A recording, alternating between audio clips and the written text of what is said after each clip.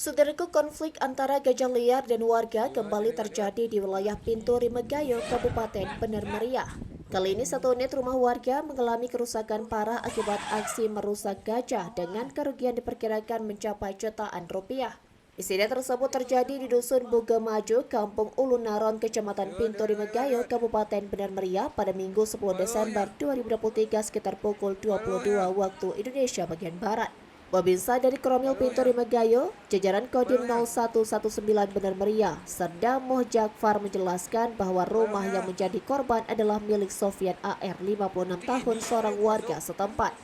Menurut keterangan warga, satu ekor gajah masuk ke pemukiman pada sekitar pukul 22 waktu Indonesia bagian Barat. Warga yang melihat kejadian tersebut berusaha mengusir gajah dengan menggunakan alat seadanya.